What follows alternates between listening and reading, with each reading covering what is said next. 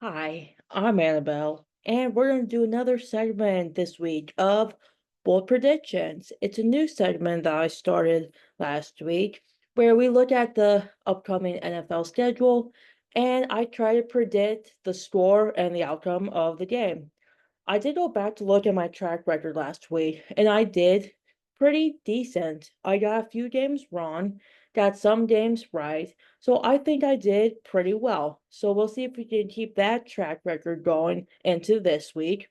If we could recap kind of what happened in week 6, there was a pretty bad home loss that the Dallas Cowboys suffered to the Detroit Lions. It was the worst in the Jerry Jones era so far. The Panthers fall to 1-5, which who is surprised about that? And much more. I think this week is going to be a more interesting week than last week. We have some big games happening, and we're almost halfway to the mid-season. This is week 7. 2 weeks will hit week 9, which will be the official midway point. And then after that, it's going to be the last 9 weeks where we really see teams grow and like kind of fit into their element, find their style of game, see if they can make up for some devastating losses that might have happened in the previous 9 weeks. But the last 9 weeks of the season is super critical for all teams, especially playoff worthy, playoff contending teams too. When you can get those wins, you can build up the team resume and hopefully you'll land a spot in the playoffs come January. So, once again, I am kind of cheating a little bit. I am recording this on a Thursday. I know that there's Thursday night football going on right now, but the Thursday night game is the Denver Broncos and the New Orleans Saints. I would add, I know the Broncos lost last week, and I'm pretty sure, I don't know, I can't remember if the Saints played or not. I think they did. I think they did. I think they might have also lost two, if I remember correctly. I'd have to go back and look. But anyways, it's Broncos and Saints. I would pick the Broncos though, because I like what I'm seeing from them. I don't know the actual score right now. I probably could look it up, but I am taking the Broncos over the Saints just because I have a little more faith in the quarterback Bo Nix. I want to say Spencer Rattler is starting for the New Orleans Saints right now, and Derek Carr is out for a little bit. But Spencer hasn't played in very many NFL games compared to Bo Nix. They are both essentially rookies, so they're still learning, they're still growing. But from what I've seen from the Denver Broncos, they're staying a little bit more consistent than the Saints are. I know the Saints all had a chance to beat the Chiefs and they kind of wasted away that opportunity come the second half. But and I would just I'm going with the Denver Broncos right now. The next game, Patriots and Jaguars. That is, I believe that's another London game or of international game, wherever it's being played. The Patriots have the same record as the Panthers. They are 1-5, but the Jaguars are 1-5 as well. So it could be any team's game. I know Drake May is now the starting quarterback for the Patriots. That's another rookie that's kind of stepping onto the scene.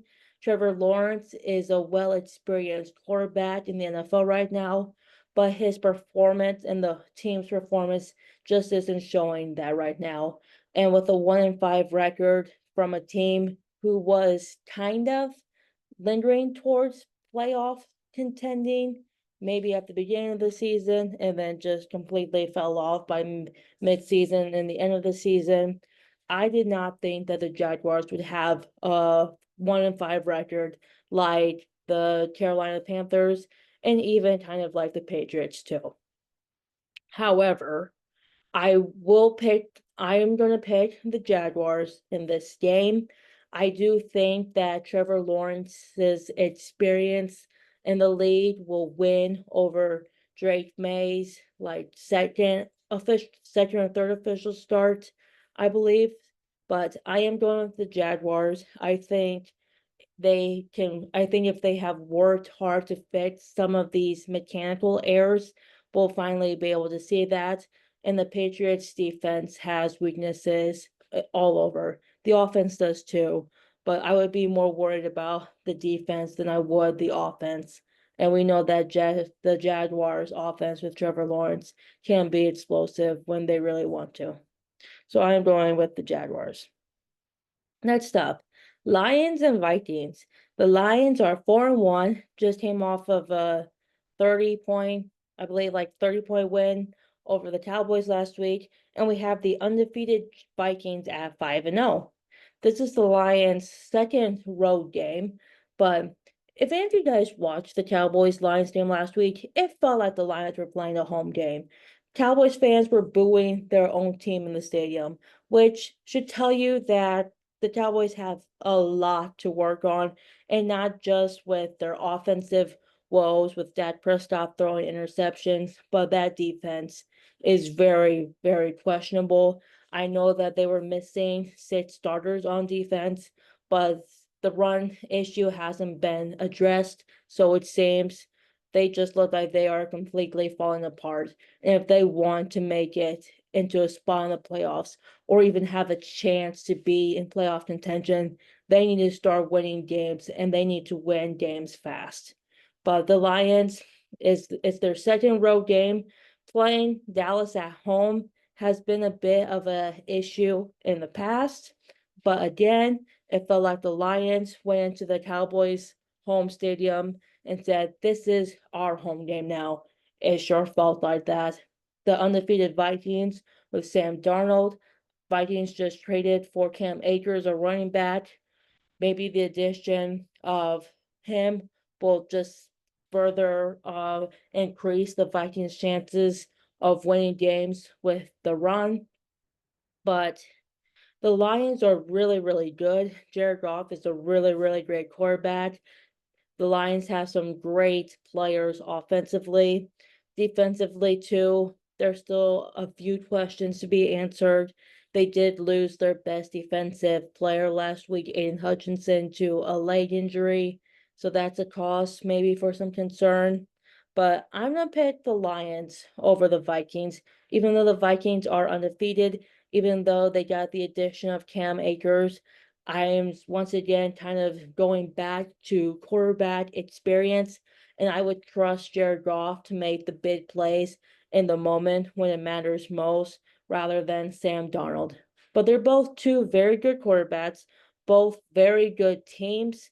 I think it's going to be a high scoring game, and I also think it's going to be a close game. But in the end, I'm going with the Lions, and I'm going to go with the Lions by 3. Titans and Bills. The Titans are 1-4. The Bills are 4-2.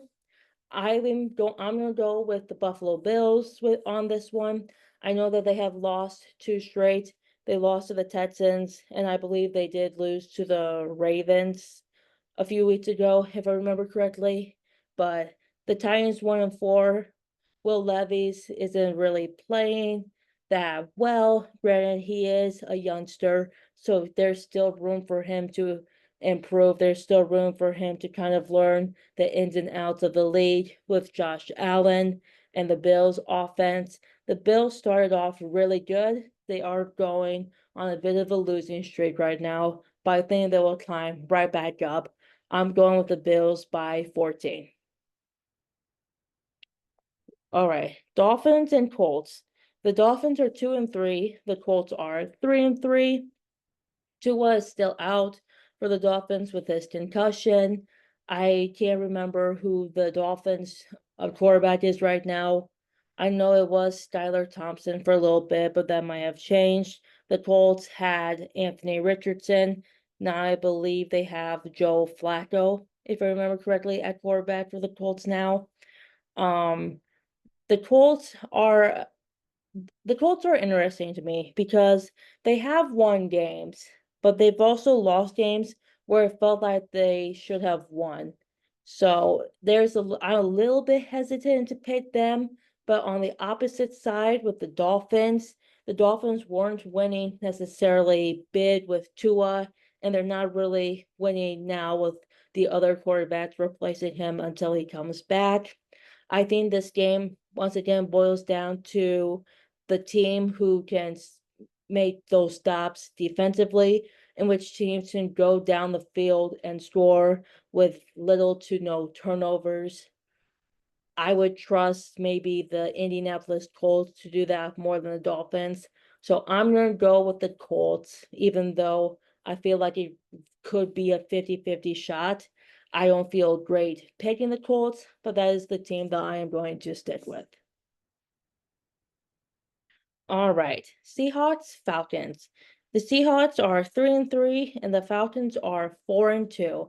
This should be a good matchup. The Seahawks lost Thursday Night Football. Not last Thursday Night Football, they lost to the 49ers. It was a close game for a little bit, and then the 49ers kind of took it away and sealed the deal. The Falcons are 4-2. It is at home, so the Seahawks are going on the road. They didn't have their best home game against the 49ers with some turnovers and interceptions. The Falcons with Kirk Cousins still, they're looking like a good team. I'm going to go with the Falcons because I don't like how the Seahawks turned the ball over in last week's Thursday Night Football game. Some of those interceptions could have been avoided. Geno Smith could have handled and taken care of the ball a little bit better. There were some players who did fumble, so it's not all on the quarterback, but I'm going with the Falcons with their home field advantage, and I'm going to pick the Falcons by 7. All right, we have Texans and Packers up next. The Texans have a 5-1 record, then the Packers are 4-2. This is one of, I would say, 3 games that I'm looking forward to. The Texans have only lost once. CJ Stroud still looking as good as ever. He's only in his second year, but he acts like a veteran both on and off the field. He is very poised, very mature for his age. And I feel like we don't see a lot of young quarterbacks display that sense of responsibility and just like authenticity when speaking in press conferences, when speaking after wins and losses. CJ Stroud is very emotionally mature for his age, and I respect him a lot for that. And on the opposite side, the Packers, I don't know if Jordan Love is back yet. I don't know who their quarterback is currently right now. I'm sorry. I don't keep up with the Packers too much to know that information. But the Texans are just going on a roll right now. It would be hard for me not to choose them. That's not to say it won't be a game. I think it's going to be a great game. I think the Packers offensively can hold up to the Texans defense and vice versa. But I'm going to pick the Texans just a little bit by a field goal. I'm going to go with the Texans, but it's going to be a great game. I have no doubt about that. I'm looking forward to it. Bengals and Browns. The Bengals are 2-4 and the Browns are 1-5. This is also a very unique case because in the past we have seen the Cincinnati Bengals make it to the playoffs, do well in the playoffs, advance to a Super Bowl, and ultimately lose that 2022 Super Bowl, or no, they lose that 2021 Super Bowl to the Los Angeles Rams. The Bengals last season had a chance to make it to the playoffs, but with Joe Burrow getting hurt, that kind of ruined their chances. We've also seen the Browns make it to the playoffs last year with Joe Flacco. And so far this year, none of these two teams look playoff worthy contending at all, nor do they deserve to make it to the playoffs right now. Joe Burrow hasn't looked the same as in past years. Deshaun Watson, even though he hasn't seen action on the field in 4 years since all the stuff that has come out about him and dealing with some personal issues in his life. He just hasn't looked like that same quarterback that we saw in 2019, 2020. But the Browns have definitely lost games where they could have and should have won. Last week's loss against the Eagles was a perfect example of that. It was right in their hands. The Browns had a chance to win, and they just blew it away. They had an opportunity to seize their second win of the season. They handed it over to the Philadelphia Eagles, who we will talk about later too, and just said, "Here you go, take the win." And that to me is a bit concerning. It's a bit disappointing to see a defense who was ranked number one last season fall to the lower percentage of teams defensively. I would have to take the Bengals in this game, and I would take the Bengals by 5. I just think Joe Burrow is making some progress as to returning to his old form that we all knew in past seasons.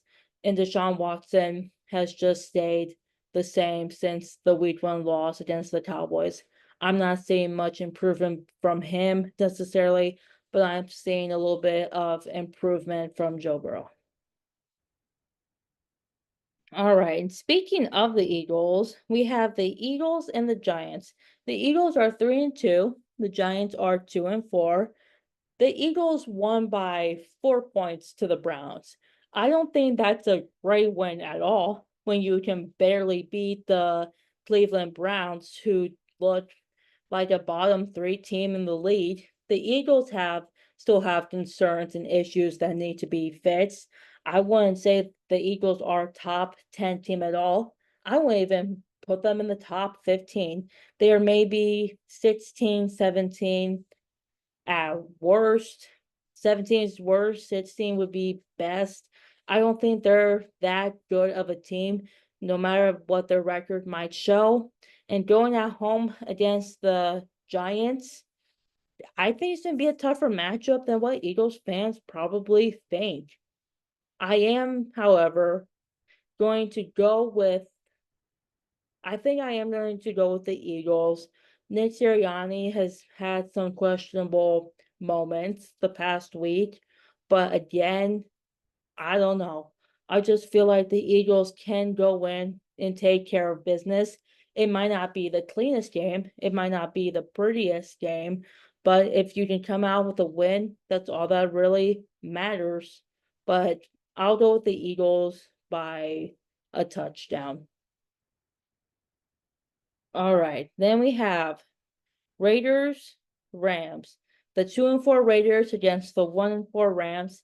I would just like to remind everyone that the Rams' only win so far has been to the 49ers in a game that the 49ers could have and should have won. The Ravens realistically should be 0-5 right now, but the 49ers granted them a win. So, Rams fans, you can thank the 49ers for your only win so far. I'm kidding. But to be fair to the Rams, they did pull off a pretty good comeback against the 49ers in the fourth quarter. I can't fault them for that. The Raiders, 2-4. Again, they're kind of inconsistent in my eyes a little bit. I'm gonna go with the Rams here. I'm going with the Rams for home field advantage. They are playing a home game. I am trusting that Matthew Stafford can put the ball in his receivers' hands and trust them to make plays down the field. And I just don't think that the Raiders defense is ready to face Rams offense, especially with the quarterback that they have. I'm gonna go with the Los Angeles Rams here. Next game, it's the 1-5 Carolina Panthers versus the Washington Commanders. The Commanders are 4-2. They did lose last week, but they lost to the Ravens. So they lost to a good team. The Panthers have lost to good and bad teams so far. If there's one thing that the Panthers are doing well this season for me as a Panthers fan, it's that they are staying consistently bad. That's very bad to say, but I fear that there's just some truth to that. I would be a fool not to pick the Commanders. So I am going with the Commanders. Even though I love the Panthers, they're my favorite football team. You couldn't win with Bryce Young, and you're still not winning games with Andy Dalton, even though you did manage to win one. And one game is not good it compared to these other teams who are either undefeated or have one or two losses. So I'm going with the Commanders. I'm going with the Commanders by 10. I did see some hope for the Panthers last week. They did score some points. It was a game until the fourth quarter, and when again it just slid away from them. Then we have my second favorite game that I'm looking forward to this week. It's the undefeated Chiefs versus the San Francisco 49ers. We're getting a rematch, guys, of Super Bowl 58. This game is all going to boil down to the quarterback, and it's going to boil down to the defense who needs to make the big plays when it counts. Regarding the quarterback, the Chiefs have arguably the greatest quarterback in the 21st century right now to have ever played the game in Patrick Mahomes. Patrick Mahomes is a great quarterback. One might even call him an elite quarterback. Brock Purdy is a great quarterback. He can make throws, he can make plays, he can use his legs to advance the ball. But on top of that, it just seems like he has a very high IQ for the game and on the field when he needs to make last minute decisions and is able to spy a player who he knows and who he trusts to come down with the ball to make that catch. Both quarterbacks are very good. I'm not saying that I'm not saying that Brock is in the same category of greatness or eliteness as Patrick Mahomes has. Patrick has won 3 Super Bowls. Brock has 0 Super Bowl rings right now. I do believe that he will get a Super Bowl ring one day, but it's going to come down to the quarterback who can make throws, who can make plays, who can go off script to create something out of nothing. And it's all going to come down to the defense. The 49ers defense was good in the win against the Seahawks, but it wasn't anything really spectacular. I know that they did force a few turnovers, which is awesome. That helped them come away with the win in the end, but the Seahawks offense doesn't really compare to the Chiefs offense, if that makes sense. It's not the defense, both defenses will need to find ways to stop the run. We will need to find ways to get pressure to the quarterback and make him either throw the ball away or make him throw the ball in tight coverage.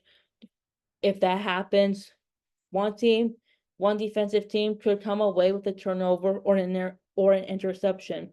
And that could be the whole reason why the team either wins or loses.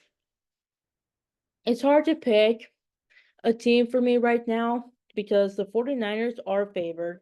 Even though they're 3-3 and the Chiefs are undefeated, the 49ers are still home favorites. Hmm.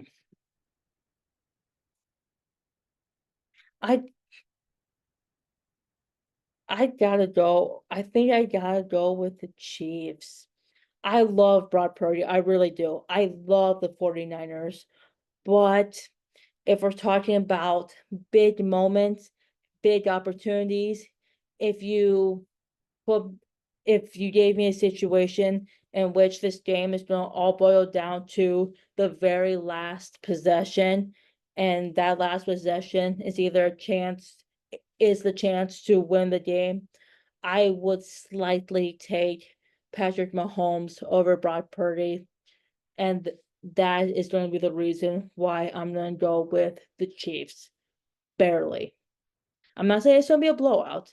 I think it's going to be a very, very great game. No doubt about it. But I'm giving the very, very, very slight edge to the Kansas City Chiefs. And I already feel like I made a mistake there, but we're going to keep it that way. Next game, Jets and Steelers.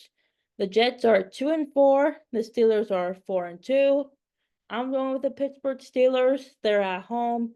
The Jets, even though they just got Devontae Adams in a trade from the Raiders, I don't think Devontae is going to be ready to match up against the Steelers defense quite yet. I think the Steelers defense is going to come prepared for how to stop him. And Aaron Rodgers, even though he has been great in the past, he just hasn't been great now. And we'll see either Justin Fields or maybe Russell Wilson potentially get some play time in that game. But I'm going with the Steelers. I'm going with the Steelers by 13. Monday Night Football.